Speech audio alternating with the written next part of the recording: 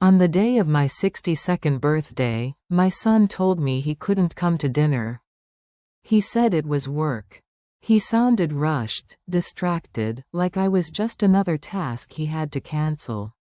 I didn't argue. I just said, "It's okay, son.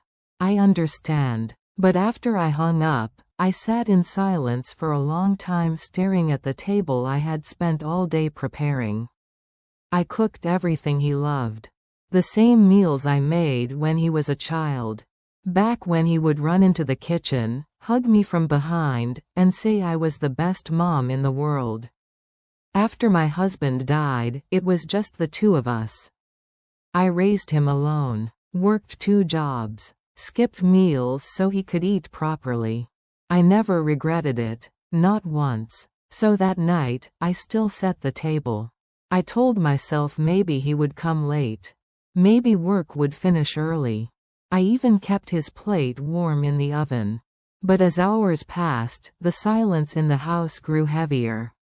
Around evening, I couldn't sit still anymore.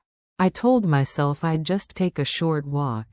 Clear my mind. The streets were calm, the air slightly cold. I walked without thinking, just moving forward. And then I passed a restaurant. It wasn't even planned. I just happened to look inside as I walked by. And I saw a car I recognized immediately. My son's car. At first, I stopped smiling. I thought maybe I was wrong. Maybe it was someone else's. But something inside me told me to look closer. I moved toward the window slowly. And then I saw him. Sitting at a table, laughing, with his wife, and her mother.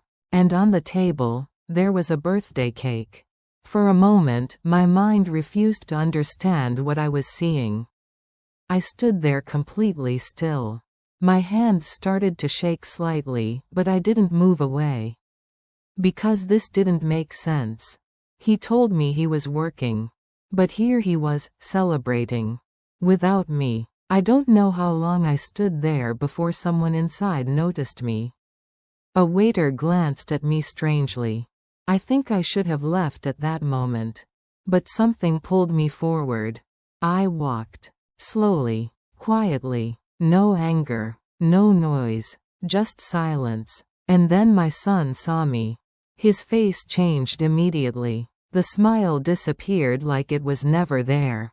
"Mom," he said. Just that. Nothing else. I looked at the table. The cake. The candles. The wine glasses. The 3 of them sitting there like a family celebrating something important. I asked him one question. "Work, right?" No one answered immediately. His wife suddenly looked down at her phone. Her mother shifted in her seat like she wanted to disappear. And my son, he couldn't meet my eyes. "Mom, you don't understand," he finally said. But he stopped there. Because there was nothing he could say that would make this okay. I turned to his wife. I asked her calmly, "Is this what work looks like now?" She didn't respond. That silence said everything. And in that moment, something inside me broke, not loudly, but quietly. Like something finally accepting reality. I stepped back. And I left. No shouting. No scene. No tears in front of them. Because I didn't want them to see me fall apart. I walked home alone that night.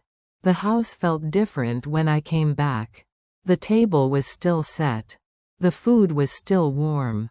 The candles I lit were still burning slowly, melting down into wax. I sat down at the table, alone. And for a long time, I just stared at his empty chair.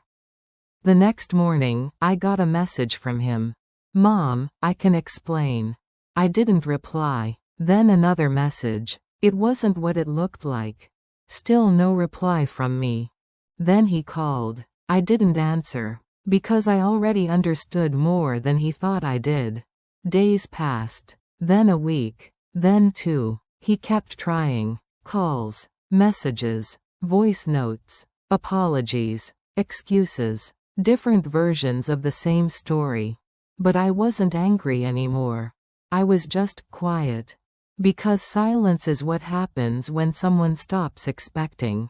And then I heard the truth, not from him, but from someone else. A relative mentioned it casually, like it wasn't important. His wife's mother didn't like me. She thought I was too involved in his life. She believed I was controlling him. And slowly, she had been pushing my son away from me. Telling him that he needed space. That he needed a new family structure. And that dinner wasn't just a dinner. It was planned. A family bonding night they decided I didn't belong in. But what hurt most wasn't even that. It was that he agreed. Not fully, not clearly, but enough. Enough to leave me out. A few weeks later, I saw him again. He came to my house. He stood at the door like he didn't know whether he had the right to enter. He looked tired, not physically, emotionally. "Mom," he said quietly, "please let me explain everything." I looked at him for a long time. And I realized something. He wasn't a child anymore. And I wasn't the center of his world anymore. That's what I had to accept. I let him sit inside. He talked for a long time. About pressure. About arguments. About trying to keep peace. About how he didn't want conflict between me and his wife's family. About how everything just happened slowly. But the truth was simple. He didn't choose me. He didn't reject me loudly. He just replaced me quietly. When he finished speaking, there was silence again. And then I said something I never thought I would say. "You don't have to choose between me and them.